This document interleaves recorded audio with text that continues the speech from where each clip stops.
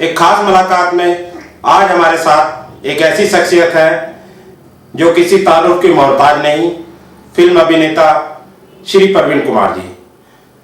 Sir, एमनेट news में आपका बहुत बहुत स्वागत है। नमस्कार सर, सबसे पहले आप हमें ये बताएं, एक खेल जगत से फिल्मों तक का सफर आपका कैसा रहा? खेल जगत, मैं ये कहूँ कि परमात्मा का एक वरदान था जी। क्योंकि खेल, जब मैं सारा कुछ देखा, स्पोर्ट्स से लेके फिल्मों तक पहुंचा, तो मुझे एहसास हुआ कि क्या दुनिया क्या चीज है जी। लेकिन जैसे जैसे मैं आगे बढ़ा, मेरा घटिया लोगों से वास्ता पड़ता गया।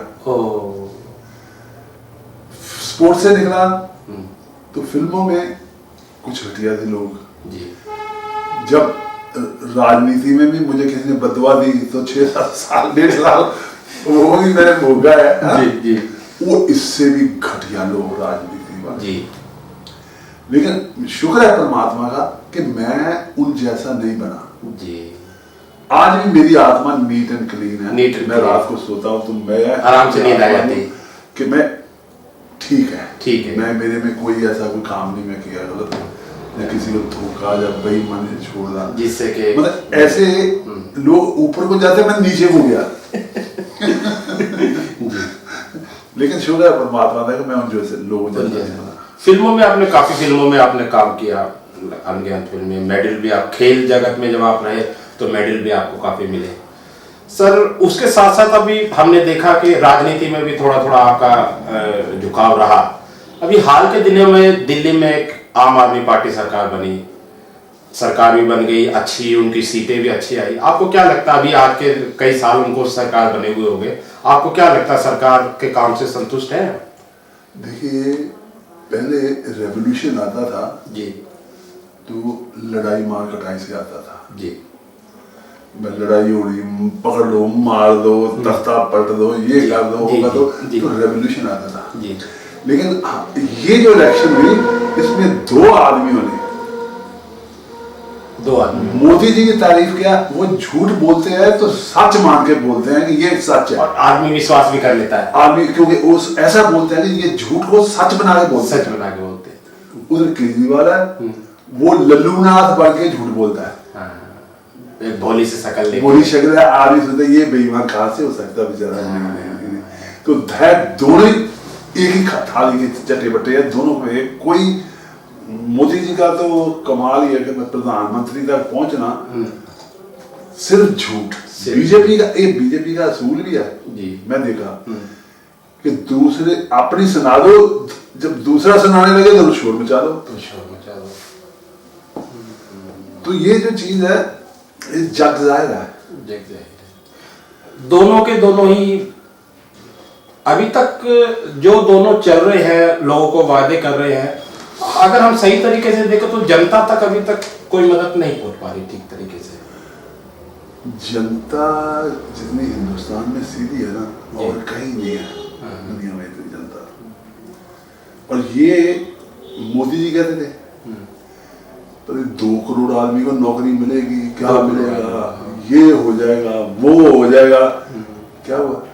अभी तक तो खाली है। उल्टा लोगों के हाथ में ठूठा पकड़ा दिया कि लोग मांगो सड़क पे खड़े हो गए। ये वही मोदी का है। वो बोलता था ये करूंगा, वो करूंगा, वो अपना नौकरियां पक्की हो जाएगी, वाईफाई ला दूंगा सड़कों पे, वे कर दूंगा, पता नहीं जो दुनिया का कुछ नहीं किया है। अभी देखें, अभी मोदी जी का लास्ट अगर हम देखें अभी तो नोटबंदी का उन्होंने फैसला लिया। आपको क्या लगता है ये नोटबंदी का फैसला ये देश हित में है? देखिए, जो पहले जो मोदी जी का, मैं वही बोला कि मोदी जी झूठ बोलते तो सच बना के बोलते लोग विश्वास करते। और लोगों को ऐसा दिखाया कि ये अमीरों को लूट के जैसे गरीबों को लगा कि हमारी जेब में ही आ जाने हैं। हुआ क्या? आदमी तो वही सोच रहे थे कि जब अभी नेता लोग भी आते हैं, मैं इनसे पूछता हूँ, जितने बीजेपी के नेता आते हैं जी, जो भैया यहाँ से यूपी के या बिहार के लोग हैं जी, ये गाड़ियां भर भर के जा रही हैं, वापस काम नहीं है, काम नहीं है, ये जवाब देंगे उसका? लोग रोटी कहाँ से खाएंगे? कोई जवाबदेही तो किसी की है ही नहीं। नहीं, ये बोलते हैं जी हमारा ये हो गया, पता नहीं जीपीटी, जीडीपी कौन किसकी जीडीपी? टाटा बिरला की, अंबानी की जीडीपी है तो देश की, मतलब उनकी बड़ी हुई है। आम आदमी की जीडीपी कहाँ है? आम आदमी तो 2 पैसे नहीं मिलते उसको, अपने पैसे निकाल दिया था बैंक में, तो बैंक वाले पैसे नहीं देते। और वहां मारामारी भी अभी देखने में आई। वही कहने का मतलब जीडीपी किसकी बड़ी? काफी लोग, जनता की नहीं बड़ी, बड़े बड़े नेता लोगों की जीडीपी बड़ी। अभी मैं ये पूछता हूँ कि क्या बीजेपी के पास पैसा नहीं था? सबके पास था पैसा। तो ये दूसरे लोगों को तो ऐप वो ऐसे कहते हैं, वो फलाना चोर, वो चोर। तो तुम कौन से गंगा से नहा के आए हो? 2 मुसी थाली के चटे बटे हो। जाहिर सी बात है, पार्टियां तो सब एक ही सारे एक जैसे हैं, लेकिन क्या होता है, एक आदमी अपनी आवाज लोग तक पहुंचा सकता है, एक नहीं पहुंचा सकता। बात आवाज पहुंचाने की है। अभी मुझे ये बताओ, ये जो संविधान साफ, गंगा साफ करना है ना, घरों को साफ करना, ये इस पे मोदी जी ने वोटें नहीं ली थी। स्वच्छ भारत अभियान जो चला है, स्वच्छ भारत, इनको और नहीं को मिला तो चलो स्वच्छ भारत अभियान चला दो, उसी में लगा दिए। इस पे वोटें नहीं मिली थी, आपको वोटें मिली थी। आपने बोला था लोगों को, नौजवानों को नौकरियां देंगे, गरीबों को वो आगे जो बाद धन छुपा हुआ है उसको लाओ हुआ 14 लाख आपके जेब में डालूंगा। 15 लाख रुपए आपके अकाउंट में देंगे। अकाउंट में देंगे, क्या मिला लोगों को? नहीं, अब वो तो चलो बात थी एक दूसरी। अभी जो हाल के दिनों में 1 महीने में जो हुआ है सर, कि जो ये पैसा जो आया कई लाख करोड़ रुपए, अब जो हिंदुस्तान में जो काला धन निकला, उसमें लोग अब उम्मीद क्या लगाने लगे थे कि अब इसमें से हमको हमारे अकाउंट में, जनधन अकाउंट में कुछ पैसा मिलेगा। और वो एक उम्मीद में करके लाइनों में भी देख रहे थे, तो मोदी जी का सपोर्ट कर रहे थे। तो एक उम्मीद करते करते 31 दिसंबर को प्रधानमंत्री जी ने राष्ट्र के नाम संबोधन करना था। तो उसमें एक गरीब आदमी ये देख रहा था कि इसमें हमारी कुछ घोषणा होगी शायद, लेकिन उसमें जब प्रधानमंत्री जी ने घोषणा की तो उसमें सिर्फ और सिर्फ एक ही चीज निकली कि आप लोन लो तो हम उस पर आपका ब्याज कम देंगे। मुझे उसी वक्त पता लग गया जब ये शुद्ध हिंदी का उच्चारण कर रहे थे ना, शुरू में ऐसा हिंदी का शुद्ध हिंदी का उच्चारण हो रहा था, मैं उस वक्त पता लगा इन्होंने कुछ नहीं देना। ये जो हिंदी ऐसी शुद्ध हिंदी तो बीजेपी, हाँ, तो ये बस बातें ही बातें हैं, काम नहीं है इनके पास। ये लोग, मैं दावे से कहता हूँ ये आदमी कि ये ना जो देशभक्ति के नारे मारते हैं ना, जी आर्टिफिशियल, चलो पकड़ो बंदूक, चलो मैं भी चलता हूँ वहां बॉर्डर पे, कौन मरता है?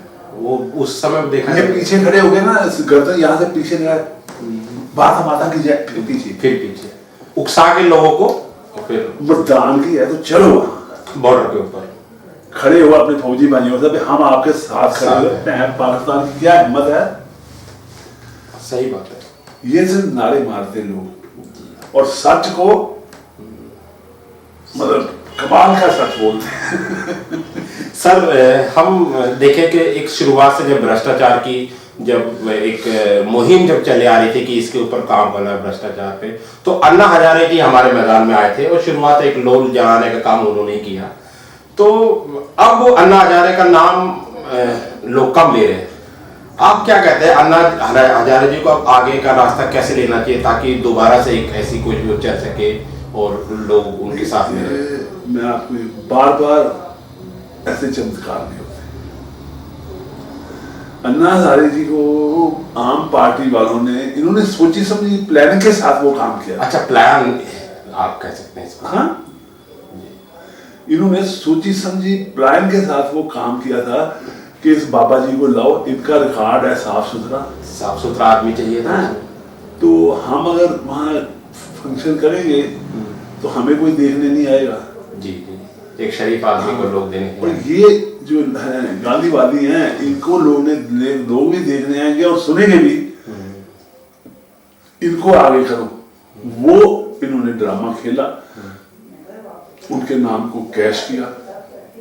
तो आपका कहने का मतलब है कि जो भी अन्ना हजारे जी का जो प्रकरण था वो एक सोची समझी साजिश का हिस्सा था। वो इनको पता था कि हमें किसी देखने नहीं आना, ना किसी सुनने आना है। अन्ना हजारे का रिकॉर्ड है अपना नीट एंड क्लीन, उसका सब साफ सुथरी छवि है उनकी, अन्ना हजारे की। इन्होंने उसको कैश किया।